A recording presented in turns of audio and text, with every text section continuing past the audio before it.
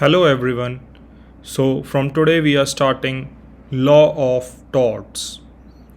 And as this is the first lecture, it will be an introductory lecture. So let's begin. The first and foremost thing that comes to our mind is what is tort and from where the word have came. What is the meaning of tort? The word tort has been derived from the Latin term tortum, which means to twist. Therefore, we can say any act or conduct which is not straight or which is not lawful. To put it in simpler words, we can say any act or conduct which is twisted, crooked, or is unlawful is a tort. तो अगर हम देखें कि tort का असली meaning क्या हुआ, तो ऐसा कोई भी काम जो सीधा नहीं है और लॉफुल नहीं है, जो काम टेढ़े तरीके से किया गया है या ट्विस्टेड है एंड विच इज़ अनलॉफुल, तो हम उस काम को बोल सकते हैं कि वो एक टॉर्ट है. And the word tort, which we are discussing, has the same meaning as that of the word wrong. तो हम ये कह सकते हैं कि tort और wrong जो दो words हैं, इनका similar meaning है. The exact definition that what is torts वो हम आने वाले लेक्चर्स में डिस्कस करेंगे. डिफरेंट जूरिस्ट्स ने क्या क्या डिफरेंट जो अपनी डेफिनेशंस हैं वो दी हैं. ये अभी एक इंट्रोडक्टरी लेक्चर है, तो हम बेसिक चीज़ों को लेके ही चलते हैं. The next thing which comes to a mind and which shall come to a law student mind is that whether we are having any statutes for torts. क्या हमारे पास कोई इसका स्पेसिफिक स्टैट्यूट या कोई स्पेसिफिक एक्ट है जो ये बताता है कि ये सारी चीज़ें टॉर्ट्स होंगी? तो इसका आंसर है कि no, we do not have a dedicated statute और an act which can specify, define or characterize that what is or what are torts. तो माइंड में क्वेश्चन आता है कि फिर हम ये पता कैसे करें कि कौन से एक्ट्स जो हैं वो टॉर्ट्स होंगे, या जो ये लॉ ऑफ टॉर्ट्स है ये आधारित किस चीज़ पे है. So this law of tort is based on common law of England. As we all know, India was a colony of England, Britishers. So this law of torts is based on the English common law. और जो English common law है वो किस चीज़ पे based है, या English common law कहाँ से derive हुआ है? तो जो इंग्लिश कॉमन लॉ है वो डिराइव हुआ है वहाँ के कॉमन कस्टम्स से. So to sum it up we can say that the English common law is derived from the common customs of the people who inhabited England from the very early period. तो यहाँ पे सबके mind में एक question ज़रूर आएगा, तो क्या हम कॉमन लॉ फॉलो करते हैं while dealing with the case of tort? The answer again is no. The Indian courts do not follow an outdated common law. तो फिर कोर्ट्स क्या फॉलो करते हैं? द इंडियन कोर्ट्स और the Indian judiciary relies on precedents set by the court to adjudicate tort cases. मतलब कि जो apex court है, हायर कोर्ट्स हैं, उनके जो पुराने डिसीजन हैं उन पे वो रिलाई ऑन करते हैं while dealing with the case of tort.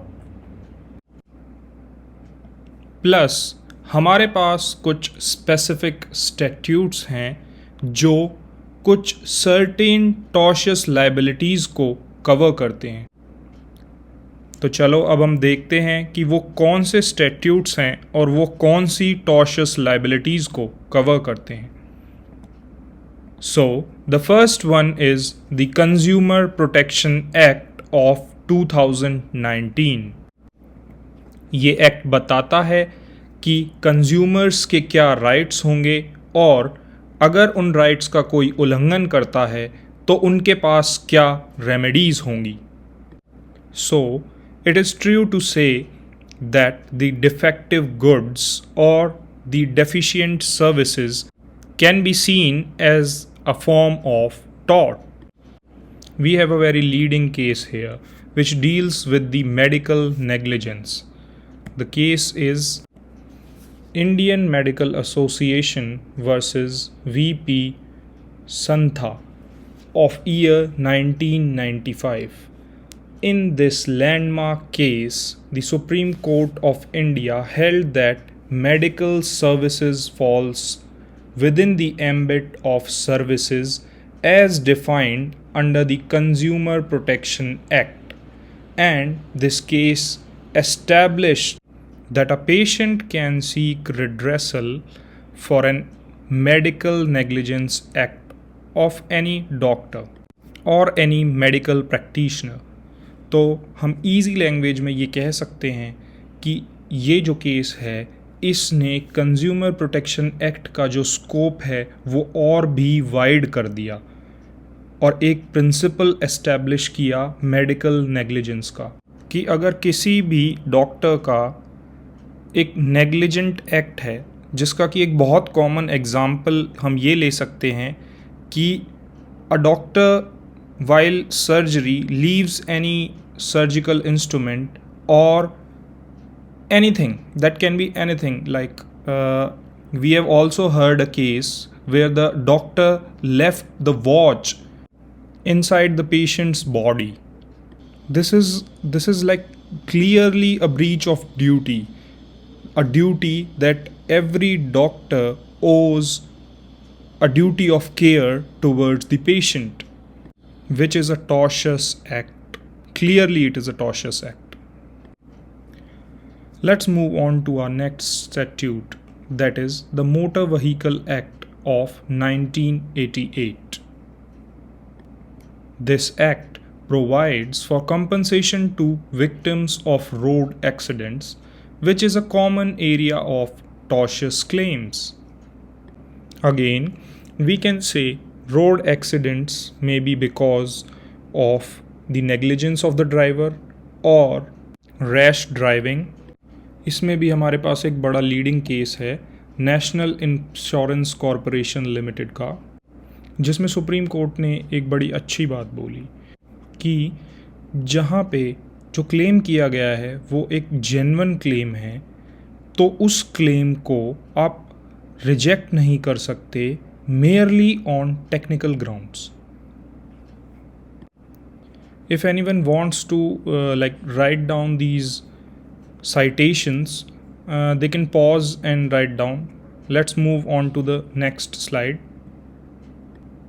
Another statute which covers a tortious liability is the Public Liability Insurance Act of 1991. इस एक्ट का प्राइमरी जो फोकस है या प्राइमरी एम है, हम वो ये बोल सकते हैं, it is to provide immediate relief to such persons जो किसी एक हज़ार्डस एक्सीडेंट या फिर हम बोल सकते हैं कि कैटास्ट्रॉफिक इवेंट से जो ग्रसित हैं उन लोगों को। किसी भी ऐसे केस में जहाँ पे एक कंपनी या किसी ऑर्गेनाइजेशन की एक ड्यूटी बनती है टू टेक ड्यू केयर। अब इसमें भी हमारे पास एक बहुत लीडिंग केस है जिसने एस्टैब्लिश किया एब्सोल्यूट लाइबिलिटी को, the concept of absolute liability. The case is oleum gas leak case.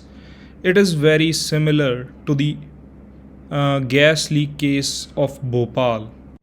तो इस केस में होता क्या है कि there was a company name Shriram food fertiliser limited उस कंपनी से एक गैस लीक होती है जो है oleum gas. This company was situated in Delhi. तो इससे उस आसपास के एरिया के काफ़ी लोगों को नुकसान पहुंचता है, इवन कि कई डेथ्स भी होती हैं, जिसमें कि एक एडवोकेट भी इंक्लूडेड है जो एडवोकेट थे 30 हज़ारी कोर्ट में। तो इससे पहले क्या था कि जो कोर्ट्स थी वो स्ट्रिक्ट लाइबिलिटी का प्रिंसिपल फॉलो करती थी, और like the thing which happened in Bhopal, there was no concept of absolute liability, and the owner of the company and the higher management of the company easily escaped। लेकिन आगे चल के उन्हें liable ठहराया गया, कंपनसेशन भी दिया गया, but that was a very time consuming path और टाइम कंज्यूमिंग प्रोसेस। तो इस केस में सुप्रीम कोर्ट ने जो प्रिंसिपल दिया एब्सोल्यूट लाइबिलिटी का, that led to the enactment of this Public Liability Insurance Act of 1991। So this is a tortious act। इसको हम डिटेल में आने वाले लेक्चर्स में पढ़ेंगे। Let's move on to the next statute, that is the Environment Protection Act of 1986। This act establishes liability for environmental harm and pollution caused which can be considered as a tortious act। इसमें भी हमारे पास एक बहुत leading case है। That case is Vellore citizens welfare forum versus union of India. इस case में supreme court ने दो प्रिंसिपल्स फॉलो किए। The first one is precautionary principle, जो कि ये कहता है कि one should follow every precautionary measures when there is lack of scientific evidence as about to environment or as about to human health hazard।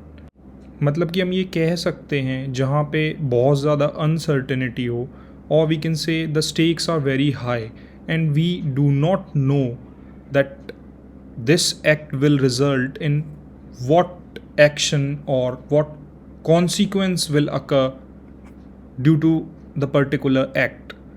ऐसे सभी cases में हमें पहले से प्रिकॉशनरी मेजर्स लेने चाहिए। And the second principle was polluter pays principle. It is very simple कि जो पॉल्यूशन करेगा उसे कंपनसेशन देना पड़ेगा।